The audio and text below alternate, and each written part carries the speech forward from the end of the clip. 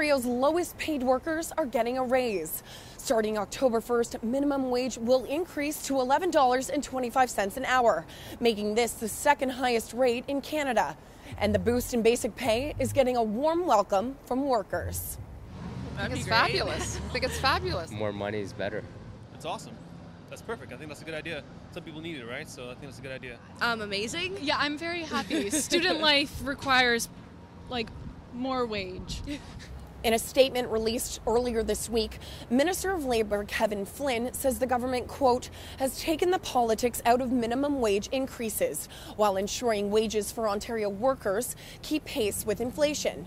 Meanwhile, Premier Kathleen Wynne tweeted out that putting the plan in place will support low and middle income families. But not everyone is convinced.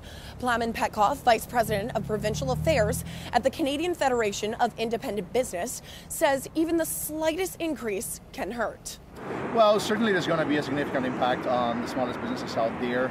Every time the minimum wage goes up, it has to come from the payroll of small business owners.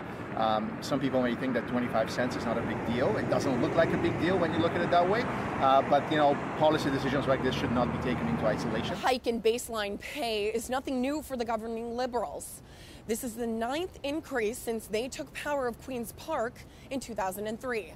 A policy Petkov says should be scrutinized when there are other alternatives.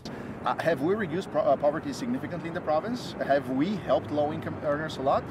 We think that there are alternatives, much better alternatives. One is obviously for the government to increase the personal income tax exemption. Right now, you don't get taxed on the first $10,000 that you make in Ontario.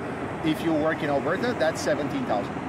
So if Ontario increases the personal income tax exemption to $17,000, low-income earners will be able to take more money home. For now, legislation passed last fall mandates that minimum wage in Ontario will continue to increase each year to reflect inflation. And while this may be bad news for small businesses, the CFIB is waiting to see what the budget holds.